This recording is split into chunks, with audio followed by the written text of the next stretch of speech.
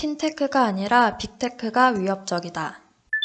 핀테크 2012년 무렵에 핀테크라는 용어가 사용되기 시작했다. P2P 랜딩, 크라우드 펀딩, 온라인 자산 관리 등의 핀테크 기업들이 등장하기 시작했다. 혁신적인 금융 서비스를 통해 기존 금융회사들의 아성을 잠식할 것으로 기대되기도 했다. 핀테크 기업 중에서는 이용 고객 수 1,000만 명을 돌파한 기업도 등장했다. 예상과는 달리 핀테크 기업들은 기존 금융회사를 위협하는 수준에 이르지 못했다. 도리어 기존 금융회사들이 취약한 부분을 보완하거나 협업하는 관계로 발전하고 있다. 핀테크 기업들이 금융산업의 지형을 바꾸는 정도로 성장하지 못하는 이유는 다음과 같다. 금융산업은 기본적으로 컴플라이언스 산업이다. 금융정책과 제도의 틀 안에서 상품과 서비스를 준비해야 한다. 혁신적인 서비스를 출시하기가 쉽지 않다. 또한 금융당국이 요구하는 수준의 내부 통제 인프라를 갖추는 것도 쉽지 않다. 고객의 절대 규모를 확보하기가 어렵다. 금융시장은 이미 포화되어 있고 금융고객은 특별한 이유가 없으면 주거래 금융회사를 바꾸려고 하지 않는다. 사용자가 되었다고 하더라도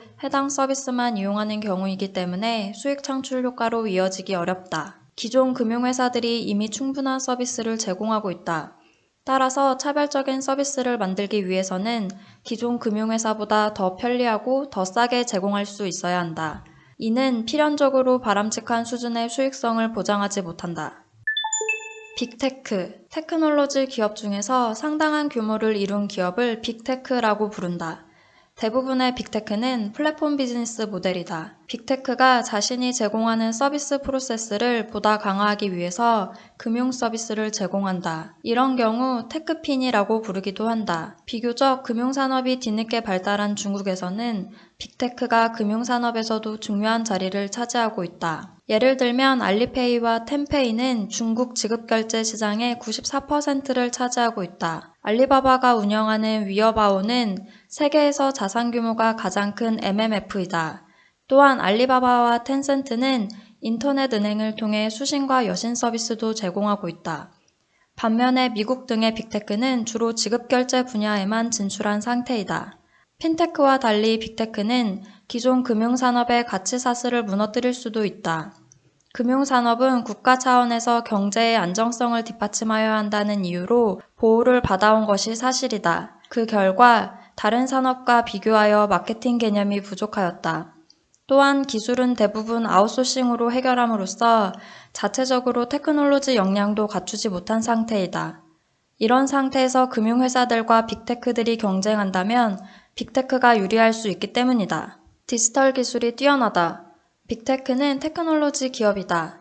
인공지능, 빅데이터, 클라우드 등 디지털 기술이 뛰어난 인재를 갖추고 있다. 또한 기술이 서비스를 창조하는 문화와 프로세스가 이미 작동되고 있다.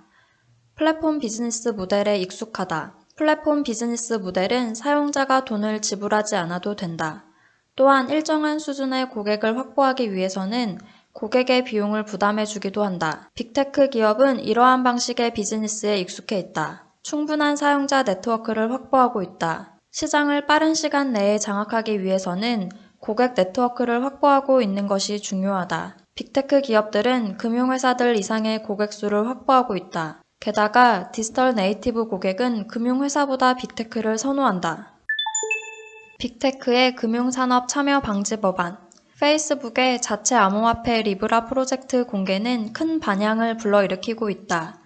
미국 하원은 빅테크 기업이 금융산업 밖에 머무르도록 하는 법률안 초안을 토의하기 시작했다. 법안에서 정의하는 빅테크의 기준은 연간 매출 250억 달러를 넘는 기업이다. 법령을 어길 경우 하루 100만 달러의 벌금을 내야 한다. 법안 내용은 제목과 달리 금융산업이라기보다는 암호화폐 사업을 금지하기 위한 목적으로 보인다. 법안 내용은 교환, 계좌, 가치 저장 등의 기능을 하는 디지털 자산을 만들거나 유지하거나 운영하는 것을 금지하고 있다. 주목할 것은 국제결제은행과 금융안정위원회 등의 금융산업 관련 단체들이 빅테크의 금융산업 진출이 금융산업에 어떤 영향을 주는지 모니터링하고 있으며 의견을 내기 시작했다는 점이다. 기본적인 생각은 페이스북이나 다른 어떤 기업도 은행이 되고 싶다면 기존 은행 관련 법규 내에서 면허를 획득하고 서비스를 시작하면 된다는 것이다. 빅테크가 금융산업에 진출하여 금융 고객의 마음을 사로잡는 것은 그다지 어려운 일이 아니라는 점은 이미 충분히 입증되었다. 카카오뱅크는 설립 3년 정도 지나서 1,000만 고객을 돌파했다. 2018년도의 경우 비대면으로 계좌를 개설한 고객은 카카오뱅크가 기존의 모든 은행들보다 압도적으로 높은 실적을 올렸다. 기존 금융회사 입장에서 핀테크와 경쟁은 쉬운 게임이었다. 하지만 빅테크와 경쟁에서는 수세에 몰릴 가능성이 있다. 우리나라의 카카오는 올해 말이 되면 은행, 증권, 보험을 아우르는 종합 서비스를 할 수 있게 된다. 금융회사들의 기민한 탈바꿈이 필요한 시점이다.